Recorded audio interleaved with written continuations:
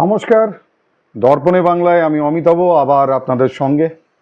আজকের দর্পণে বাংলার একটু অন্য ধরনের খবর, যে খবর সচরাচর সবসময় আমরা জানতে পারি না বা দেখতে পারি না, যার কোনো ব্যাখ্যা হয়তো বিজ্ঞানের কাছেও এই মুহূর্তে নেই।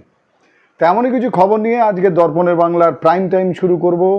আর তার প্রথমেই যে খবরটি আপনাদের সামনে রাখবো সেটি অবশ্যই ভগবান শ্রীকৃষ্ণকে নিয়ে। আমরা জানি ভগবান শ্রীকৃষ্ণ, তার সঙ্গে জড়িয়ে থাকা বৃন্দাবন নিয়ে নানান রকম ঘটনা প্রবাহ এবং অনেক কিছুই আমাদের লোককথা শুনতে পাই। কিন্তু আমি বৃন্দাবন নয়, বস্তর বলে একটি জায়গার কথা আপনাদের বলবো। বস্তর বলে এই জায়গাটি, সেখানে একটি কৃষ্ণ মন্দির আছে এবং সেখানে প্রত্যেক দিন রাত্রেবেলায় তার শয়ন কক্ষ, বিছানা পরিপাটি করে সুন্দর করে সাজিয়ে সেই ঘরের মন্দিরের সেই শয়নকক্ষের দরজা বন্ধ করে দেয়া হয় এবং বলা হয় সেখানে নাকি প্রতিদিন রাতে স্বয়ং ভগবান শ্রীকৃষ্ণ আসেন এবং সেখানে সময় কাটান। এই কথার সত্যতা যাচাই করার জন্য একবার এক বিদেশি পর্যটক, তিনি সেই সময় সেখানে উপস্থিত থেকেছিলেন। আসলে সেই সময় কাউকে থাকতে দেওয়া হয় না এবং সবাই থাকতেও চায় না, কিন্তু তিনি কোনোভাবে সেই সময়, যে সময় স্বয়ং ভগবান কৃষ্ণ নাকি সেই শয়নকক্ষে আসেন বা বিশ্রাম করেন, কারণ পরের দিন সকালে বিছানাটাকে ব্যবহার করার মতো অগোছালো অবস্থায় পাওয়া যায় এখনও প্রত্যেক দিন।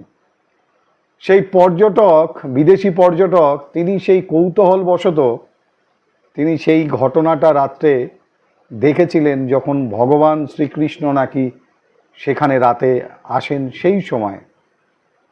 পরের দিন সকালবেলায় তিনি মুখ দিয়ে যখন সেই রাতের ঘটনা বর্ণনা করতে গেলেন, কিছুই বলতে পারেননি এবং তার দৃষ্টিশক্তিও চলে যায়। হ্যাঁ, বহুদিন পর্যন্ত সেই মন্দিরের বাইরে বস্তরে সেই পর্যটককে, বিদেশিকে একেবারে হাত এরকম করে বসে থাকতে দেখা গেছে। তার চোখের দৃষ্টি নেই আর মুখেও কথা নেই। তারপর থেকে তিনি আর কথা বলতে পারেননি। যখন এই বিষয় নিয়ে তার সামনে আলোচনা হচ্ছে, তখন তিনি শুধু অঙ্গভঙ্গি ছাড়া আর কিছুই করতে পারেননি। আজ পর্যন্ত বিজ্ঞান এই তথ্যের বা এই খবরের সত্যতা এবং তার নিজস্ব যে বিজ্ঞান ভিত্তিক যুক্তি এখনো দেখাতে পারেনি। শুধু বস্তরের কথা কেন বলবো, কৈলাস পর্বতের পাদদেশে দুটো আলাদা আলাদা হ্রদ আছে, একটা রাক্ষস্থল আর একটা মানস সরোবর। মজার ব্যাপার কি জানেন, একই আবহাওয়াতে থাকা দুটো হ্রদের জল সম্পূর্ণ আলাদা। রাক্ষস্থলের জল সমুদ্রের মতো নোনা এবং তার চারিপাশে কোনো গাছপালা নেই সেই হ্রদের আশেপাশে, কিন্তু মানস সরোবরের জল মিষ্টি এবং তার আশেপাশে নানান ধরনের প্রজাতির গাছগাছরা দেখতে পাওয়া যায়। একই ওয়েদার, একই আবহাওয়াতে কি করে অতটা ওপরে, যে কৈলাস পর্বতের রহস্যে ঘেরা কৈলাস পর্বত, তার নিচে পাদদেশে এই দুটো হ্রদ অবস্থিত। এই দুটো হ্রদের জল এবং তার জলের সম্পূর্ণ আলাদা গুণগত মান।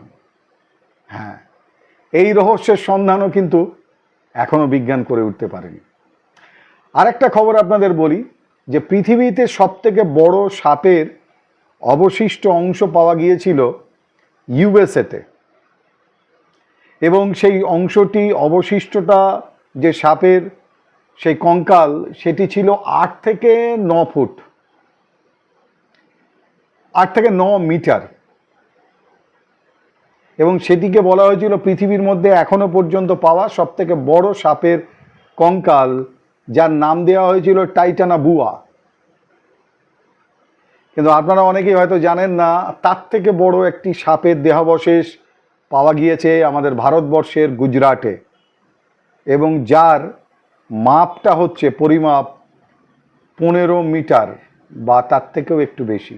অর্থাৎ প্রায় 50 ফুট। এরকম সাপটাকে বলা হয় এখনো পর্যন্ত ভারতবর্ষ নয়, পৃথিবীর মধ্যে সবথেকে বড় সাপ যে প্রজাতির, এবং ল্যান্ড অফ স্নেক ইউএসএ নয়, আসলে ল্যান্ড অফ স্নেক ভারতবর্ষ। এবং সেই সাপটির নাম করা হয়েছে বা নাম দেয়া হয়েছে বাসুকি ইন্ডিকাস। এই খবর সচরাচর আপনাদের চোখে হয়তো পড়বে না, কিন্তু এমনই অদ্ভুত এবং অজানা খবর নিয়েই দর্পণে বাংলার তার তত্ত্ব তল্লাশ। এরপর আসি আমাদের সনাতন ধর্মের সঙ্গে জড়িয়ে থাকা অত্যন্ত পবিত্র নদী এবং তার জল, গঙ্গা জল। এবং এই গঙ্গা জল দীর্ঘদিন আমরা দেখেছি বাড়িতে নানান কাজে ব্যবহারের জন্য রেখে দেওয়া হয়, মাঙ্গলিক কাজের জন্য। এবং অদ্ভুত ব্যাপার, এই গঙ্গা জল নষ্ট হয় না। কেন গঙ্গা জল নষ্ট হয় না, আর গঙ্গা জল এত পবিত্র কেন? এই জল বিজ্ঞানীরা পরীক্ষা করে দেখেছেন, প্রায় 200 জনের একজন গবেষকদের দল তারা পরীক্ষা করেন, এবং দেখা যায় যে অন্যান্য নদীর জলের তুলনায় 25% বেশি অক্সিজেন বহন করে গঙ্গার জল অন্যান্য যে কোনো নদীর তুলনায়। তার থেকে বড় কথা, এই গঙ্গার জল, সেই জল পবিত্র কেন আর নষ্ট হয় না কেন? এই বিষয় নিয়ে রিসার্চ বা গবেষণা করার জন্য national environmental engineering research institute,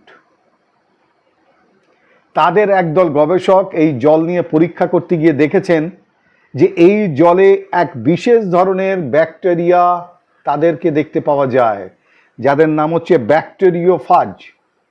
bacteriophage. এই বিশেষ ধরনের ব্যাকটেরিয়া জলের মধ্যে থাকা, গঙ্গার জলে থাকা অন্যান্য ক্ষতিকারক ব্যাকটেরিয়াগুলোকে ধ্বংস করে দেয়, খেয়ে ফেলে, মেরে ফেলে। এবং গঙ্গার জল, সেই জলের এই গুণগত মান বা এই জল নষ্ট হয় না, তার পেছনে কারণ খুঁজতে গিয়ে তারা অবাক হয়ে যান। কারণ যেখান থেকে উৎস বা উৎপত্তি গঙ্গার, যে পথ ধরে প্রবাহিত হচ্ছে গঙ্গা, সেই পথে প্রচুর মিনারেল, প্রচুর গাছগাছড়া এবং হার্বস যাকে বলি, মানে ঔষধি গাছ, তার মধ্যে দিয়ে প্রবাহিত হওয়ার কারণে এই জল নষ্ট হয় না সহজে। এবং ব্যাকটেরিওফেজের মতো ব্যাকটেরিয়া যে অন্যান্য জীবাণু বা খারাপ ব্যাকটেরিয়াদেরকে ধ্বংস করার কাজ করে। এই অদ্ভুত একমাত্র নদী গঙ্গা, যার জলে 25% বেশি অক্সিজেন পাওয়া যায় অন্যান্য নদীর তুলনায়। এবং অবশ্যই এই জল নষ্ট হয় না, কারণ এই জল পবিত্র। গঙ্গার জল নিয়ে এই রিসার্চের ঘটনা এবং এই সত্যতা, বিজ্ঞানের যে এই নতুন করে গবেষণার যে চিন্তাকর্ষক একটা জায়গা তৈরি করা, সেটাও হয়তো অনেকের এই মুহূর্তে জানা ছিল না, হয়তো তাদের আগ্রহ তৈরি করবে। এরপর চলুন যাই খাজুরাহ মন্দির। খাজুরাহ মন্দির ভাবতেই আমাদের সবার প্রথমে মনে পড়ে, যেভাবেই নিন না কেন, যে এখানে কামসূত্রের বর্ণনায় যে সমস্ত মূর্তিগুলো রয়েছে তাকেই বর্ণনা করে বা নির্দেশ করে। কিন্তু যারা খাজুরাহ মন্দিরে গেছেন তারা দেখবেন সেখানে একটি শিবলিঙ্গ আছে। শিবলিঙ্গ তো সব জায়গাতে বা কম বেশি অনেক মন্দিরে আছে। এখানে কেন পার্থক্য এই কারণে, এই শিবলিঙ্গ প্রত্যেক বছর একটু একটু করে বড় হচ্ছে, বাড়ছে। বিশ্বাস হলো না? একবার খাজুরাহ ঘুরে আসুন। এই শিবলিঙ্গ প্রসঙ্গে আরেকটা কথা মনে পড়ছে, আমরা অনেকেই শিবলিঙ্গর কথা ভাবলে আমাদের শরীরের কোন অংশের কথা ভাবছেন? তো ভুল ভাবছেন। শিবলিঙ্গ বলতে আপনি যেটা ভাবছেন সেইটি আমাদের শরীরের সেই অংশ নয়। শিবলিঙ্গ হচ্ছে আমাদের শরীরের অন্যতম গুরুত্বপূর্ণ, সবথেকে গুরুত্বপূর্ণ অংশ, যার নাম মেডুলা। আমাদের মস্তিষ্ক এবং এই যে স্পাইনাল মেরুদণ্ড, তার ঠিক মাঝখানে সংযোগ রক্ষা করে। শুধু তাই নয়, মেডুলার কাজ কি জানেন? আপনার হাঁচি থেকে বমি সব কিছু নিয়ন্ত্রণ করে এই মেডুলা, এবং তাকে দেখতে ঠিক শিবলিঙ্গর মতো। অর্থাৎ আমাদের নিঃশ্বাস প্রশ্বাস, আমাদের হৃৎপিণ্ড, আমাদের স্নায়ুতন্ত্র, যা সব কিছু পরিচালিত হয় তার মূল একটি অংশ হচ্ছে এই মেডুলা। তাই শিবলিঙ্গ মানে আমাদের শরীরেরই অংশ। কিন্তু যারা এটাকে অন্য কিছু ভাবছেন তাদের জন্য বলবো, সেটি আমাদের শরীরের সবথেকে গুরুত্বপূর্ণ যে অংশ, সেইটার নাম মেডুলা, যেটা মস্তিষ্ক এবং মেরুদণ্ডের ঠিক মাঝখানে অবস্থিত, এবং তা আমাদের বেঁচে থাকার জন্য সবথেকে গুরুত্বপূর্ণ পরিচালনার কাজটা করে থাকে। এটাও হয়তো অনেকের জানা ছিল না। দেখুন, পরবর্তী আপনাদের আরও একটা ঘটনা বলি। ঠিক এই খাজুরাহের শিবের লিঙ্গ যেটি প্রত্যেক বছর বাড়ছে, এরকম অম্বিকাপুরে একটা হনুমানজির মূর্তি আছে। সেটি যখন পাওয়া গিয়েছিল, একজন কৃষক পেয়েছিলেন স্বপ্ন আদেশ পেয়ে, এবং গাছের ভেতরে তিনি ছিলেন, একটি গাছের ভেতরে 2.5 ফুট অবস্থায় অম্বিকাপুরে সেই কৃষক সেই গাছ কেটে স্বপ্নাদেশ মতো সেই হনুমানজির মূর্তিকে তিনি উদ্ধার করেন, এবং পরবর্তীকালে সেখানে মন্দির তৈরি হয়। তিনি যখন সেটিকে উদ্ধার করে এনেছিলেন, অনেকে একদম চোখে দেখেছেন, ছোট থেকে যারা অম্বিকাপুরে থেকেছেন তেমনই একজনের কাছ থেকে জানতে পেরেছিলাম, মানে শুনেছিলাম। তিনি যখন প্রথম দেখেন তখন সেটির উচ্চতা ছিল 2.5 ফুট, বর্তমানে 8 থেকে 9 ফুট সেই হনুমান মূর্তি। কি করে বাড়ছে এর কোনো ব্যাখ্যা বিজ্ঞান এখনো দিতে পারেনি। আমাদের বলা হয় হিন্দু সনাতন ধর্মে 33 কোটি দেবতা। 33 কোটি দেবতা 34 কোটি না কেন, 31 কোটি না কেন, 32 কোটি না কেন? আসলে এই কোটি মানে প্রকার, 33 প্রকারের দেবতা, যার মধ্যে 12 প্রকার আদিত্য, 8 প্রকার বসু মানে অষ্টবসু, 11 প্রকার রুদ্র, ইন্দ্র এবং প্রজাপতি। এদেরকে নিয়েই 33 কোটি। আমাদের মেরুদণ্ডে বলা হয় 33টি ভার্টিব্রাল কলম আছে। ভার্টিব্রাল কলম আমাদের মেরুদণ্ডের প্রত্যেকটা অংশ, যেগুলোর সংখ্যা মূলত 33টি, এবং এই 33 কোটি বা 33 প্রকার যে দেবতা, তাদেরকে নির্দেশ করে আমাদের মেরুদণ্ডের এই প্রত্যেকটা আলাদা আলাদা অংশ, যা 33টি অংশ হিসাবে আমাদের মেরুদণ্ডে রয়েছে। আরেকজনের খবর বলবো যে এই মন্দিরটি আপনারা দেখতে পাবেন আচার্য রামানুজের জীবন্ত মূর্তি, মানে তার হাতের নখ, পায়ের নখটা পর্যন্ত জীবন্ত, মানে সত্যিকারের। তার এই মূর্তিটি রয়েছে, যেটা জীবন্ত মূর্তি, সেটি রয়েছে তামিলনাড়ুর শ্রীরাম তিরুচিরাপল্লীতে। হ্যাঁ, শ্রীরঙ্গম তিরুচিরাপল্লী, সেখানে তামিলনাড়ুতে এই মন্দিরে রয়েছে, যার বয়স 1000 বছর। রামানুজ আচার্য সনাতন ধর্মের একজন অন্যতম তিনি পথিকৃৎ। সনাতন ধর্মকে তিনি মানুষের কাছে প্রচার করেছেন, এবং ঈশ্বরের অন্যতম শক্তিও তাকে মানা হয়। তার শরীরকে সুরক্ষিত রাখা হয়েছে, এবং সুরক্ষিত রাখার জন্য এখনও প্রতিদিন সেই শরীরে হলুদ মাখানো হয়, হলুদের প্রলেপ, যা তার শরীরকে রক্ষা করবে বলেই সবার ধারণা। 1133 সালে পদ্মাসনে বসেই তিনি সমাধি লাভ করেন, এবং সেই শরীরটিকেই অক্ষত রেখে, তার হাতের নখ, পায়ের নখটা পর্যন্ত অক্ষত রেখে এই মন্দিরে আজও তিনি সেই পদ্মাসনেই বসে আছেন, 1000 বছর ধরে পূজিত হচ্ছেন।